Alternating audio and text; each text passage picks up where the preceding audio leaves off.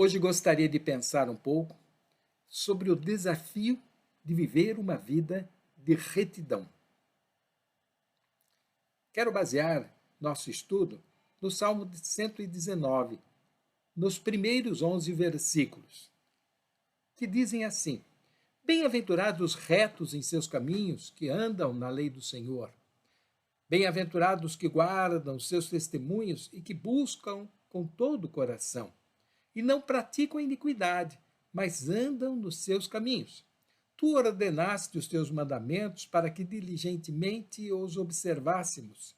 Quem dera que os meus caminhos fossem dirigidos a observar os teus mandamentos. Então, eu não ficaria confundido, atentando eu para todos os teus mandamentos. Louvar-te-ei com retidão de coração, quando tiver aprendido os teus justos juízos.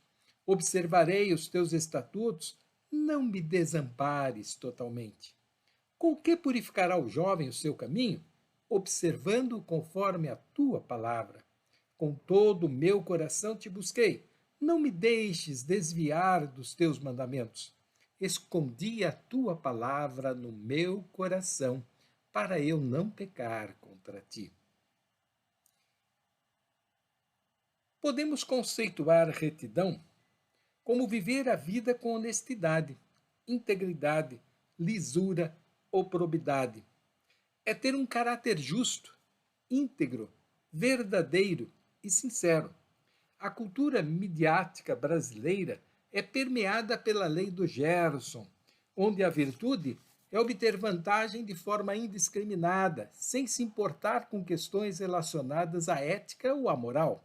Diariamente temos notícias de pessoas, entidades ou empresas envolvidas em atos de corrupção, de estelionato ou de engano. Ao longo da vida, tenho atendido muitos crentes que caíram em arapucas preparadas para enganar pessoas ingênuas e mal instruídas, que, levadas pelo desejo de possuírem algum bem, como um imóvel, por exemplo, vendo uma oportunidade excepcional, sem muitas análises, logo retiram do banco todas as suas pequenas sobras ou sua poupança e depositam na mão de pessoas inescrupulosas, que pouco tempo depois somem, desaparecem, e o local onde estiveram fica vazio. E aí vem aquela realidade triste. Onde estão? O que fizeram com meu dinheiro? Como posso recuperá-lo? Caíram numa arapuca. Essa é uma realidade que nós vivemos diariamente. Há muitas arapucas estabelecidas para enganar as pessoas ingênuas. Quem nunca ouviu falar do golpe do bilhete premiado, ou do seguro, do pecúlio, e tantos outros golpes que existem, preparados por pessoas ávidas, desonestas, que enganam os outros? Retidão ou justiça é um dos atributos comunicáveis de Deus. Quando falamos em atributos comunicáveis, estamos dizendo que estes atributos também podem ser obtidos através da ação do Espírito Santo no coração do crente.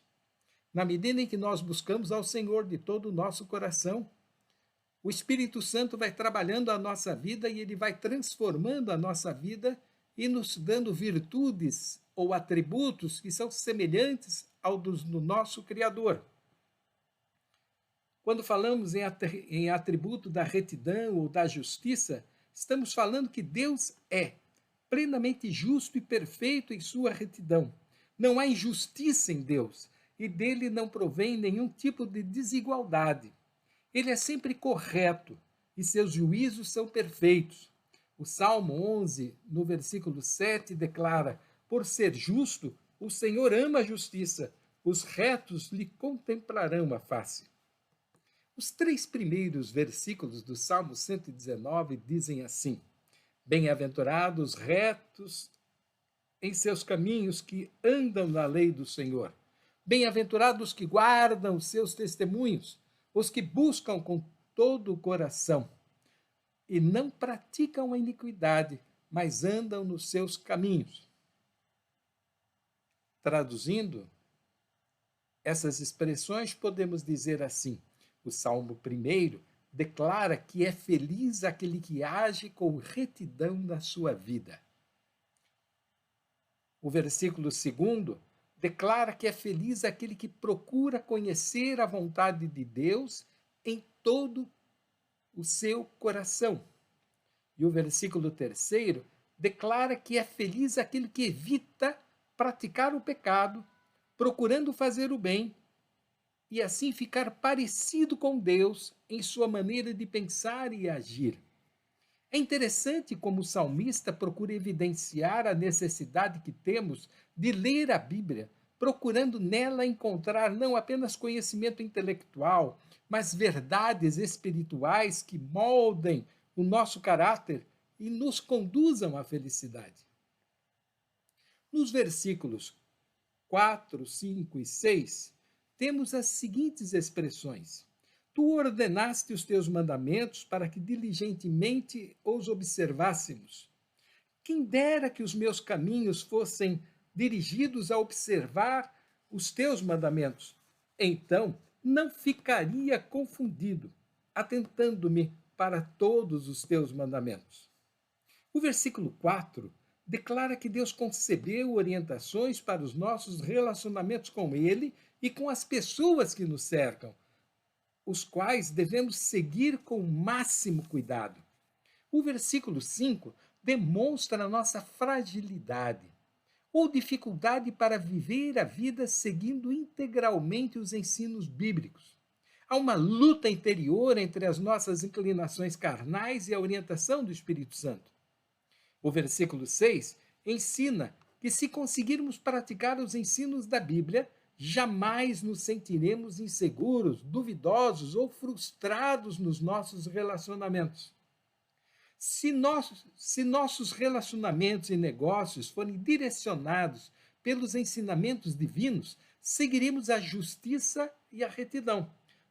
Não seremos constantemente enganados pelas pessoas e nem pelos nossos próprios sentimentos, mas sempre alcançaremos nossos propósitos, firmados na vontade de Deus, e assim seremos felizes e nos sentiremos plenamente satisfeitos. Dos versículos 7 a 9, temos as seguintes expressões: Louvar-te-ei com retidão de coração, quando tiver aprendido os teus justos juízos. Observarei os teus estatutos, não me desampares totalmente. Com que purificará o jovem o seu caminho? Observando conforme a tua palavra. O versículo 7 declara que para que possamos louvar ao Senhor com retidão de coração, precisamos primeiro aprender os ensinos da Bíblia, conhecendo Deus como Ele é, como Ele age e como Ele deseja que nós nos relacionemos com Ele e com o nosso próximo. O versículo 8 recomenda que decidamos não apenas conhecer, mas praticar os ensinos bíblicos, tendo certeza absoluta de que Deus jamais nos abandonará. O versículo 9 indaga como podemos, diante das oportunidades para cometermos erros, viver em santidade diante de Deus, e em seguida o versículo responde que isso somente será possível se seguirmos os ensinos da palavra de Deus. O verdadeiro louvor é aquele que diariamente é praticado através de atitudes fundamentadas na verdade, no amor de Deus, no amor ao próximo, na prática dos ensinos bíblicos e na retidão dos pensamentos e dos ensinamentos, bem como dos nossos sentimentos. Quando nós olhamos os últimos versículos desse texto, nos versículos 10 e 11, temos decisões que devem ser constantes em nossa vida. Diz assim: com todo o meu coração te busquei. Não me deixes desviar dos teus mandamentos. Eu escondi a tua palavra no meu coração, para eu não pecar contra ti. O versículo 10 faz uma declaração e um desejo pessoal. Eu te busquei com todo o meu coração. Eu reconheço a minha dificuldade para vencer a tentação do pecado. Eu preciso da tua ajuda e orientação do Espírito Santo para fazer aquilo que é certo, aquilo que é justo, aquilo que o Senhor deseja para a minha vida. Lá no versículo 11, há uma descrição de uma atitude preventiva e um desejo de viver em santidade ou retidão. Eu escondi a tua palavra no meu coração. Eu a escondi no meu coração, eu a guardei para eu não pecar contra ti. Eu desejo evitar com todas as minhas forças o pecado na minha vida, buscando apenas viver em sinceridade e dentro da tua verdade, reto para com todos. É maravilhosa a forma como a Bíblia descreve a nossa fragilidade. Ela reconhece que sem a interferência de Deus agindo no nosso coração, através da orientação do Espírito Santo, temos a tendência natural para cometer pecados. Há um constante conflito dentro de nós. Duas forças que lutam constantemente numa batalha espiritual. A tendência natural da carne para o pecado versus a santidade orientada pelo Espírito Santo. O apóstolo Paulo, descrevendo aos Romanos 7, 21 a 25, esta situação que nós vivemos, ele declarou: assim, encontro nesta lei, quando quero fazer o bem, o mal reside em mim.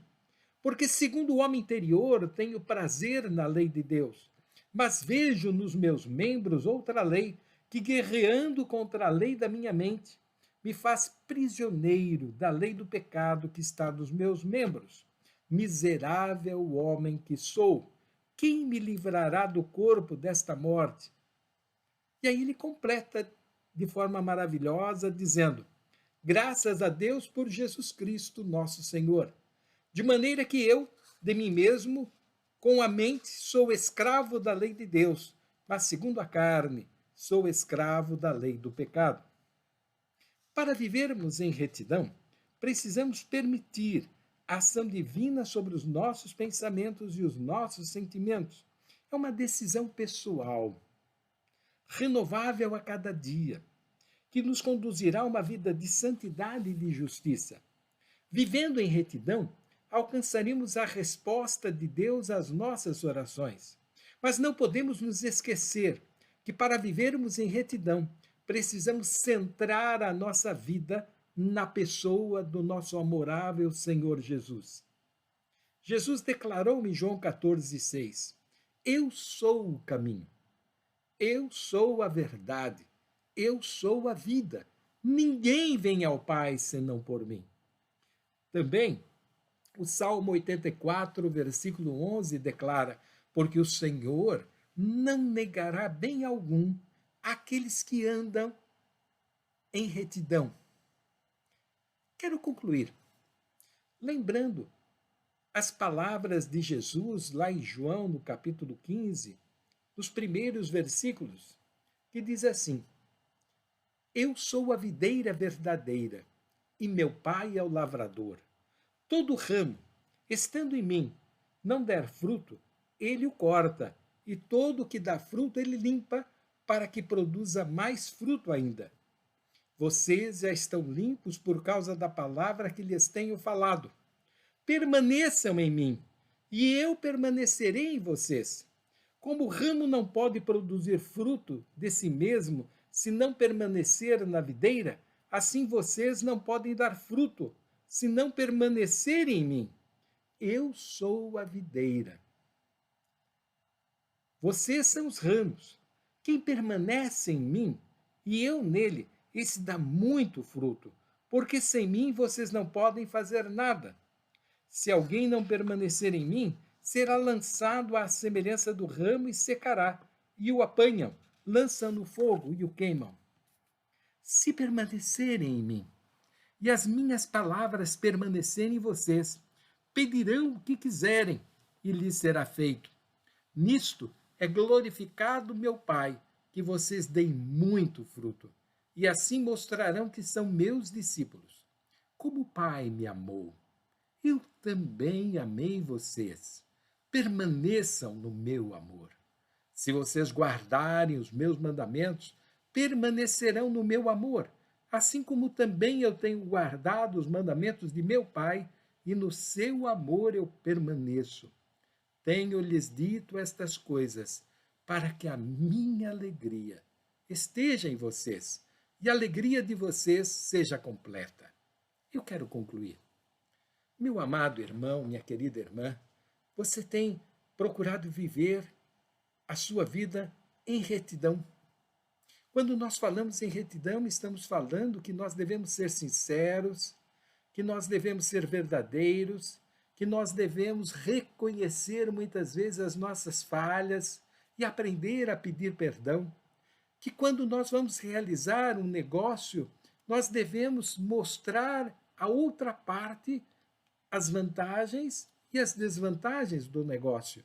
Se estivermos vendendo um carro, por exemplo, e se sabemos que o motor do carro está a ponto de precisar manutenção, devemos dizer para o comprador: olha, eu já rodei muito com esse carro e daqui a pouco você vai precisar refazer o motor. Se nós colocamos pneus recuperados no carro para vendê-lo, devemos dizer ao comprador: esses pneus são recuperados.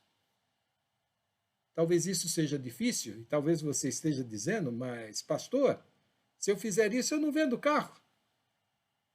Mas se eu não fizer isso, eu não estarei sendo sincero. Eu me recordo, há uns anos atrás, um colega fiscal de rendas mudou para Campinas. E um outro colega que estava vendendo a sua casa logo lhe perguntou: você está procurando uma casa para comprar? Ele disse: estou. Eu gostaria que você visse a minha, pois eu tenho uma casa ótima, eu reformei ela inteirinha e a coloquei à venda. E o colega foi até lá, olhou a casa, ela estava bonita, bem acabada, e ele a comprou. Passados 2 anos, começaram a aparecer os problemas. A parte hidráulica estava danificada. O telhado tinha problemas de cupim nas madeiras. A parte elétrica tinha um monte de problemas e começou a dar curtos-circuitos. As paredes, que estavam bonitas, bem pintadas, começaram a pipocar ou a ter um monte de manchas. A casa havia sido apenas mal acabada. O colega que vendeu a casa, ele fez um pequeno acabamento, um pequeno reparo para vendê-la, maquiou a casa. E um dia aquele rapaz que comprou a casa veio falar comigo e disse: Nilson, o que você acha? Eu processo o colega? Bem, você comprou de boa fé e você acreditou na palavra dele. É uma casa antiga, não dá para fazer nada. Eu sei que ele acabou gastando quase 10% do valor que ele tinha pago para recuperar os estragos que aconteceram na casa de forma correta. Ora, nós não podemos ter duas palavras. Sim, sim, não, não. Viver em retidão significa viver na verdade que Cristo nos ensinou, que a palavra nos ensina, procurando, através das nossas atitudes, testemunharmos a presença de Deus em nossa vida, a presença de Deus na nossa mente, a presença de Deus no nosso coração, a presença de Deus nos nossos olhos e também a presença de Deus na nossa palavra. Que Deus esteja abençoando a nossa vida e que possamos viver na retidão do Senhor. E assim, sermos mais felizes e fazermos mais felizes também as pessoas que estão ao nosso redor. Amém?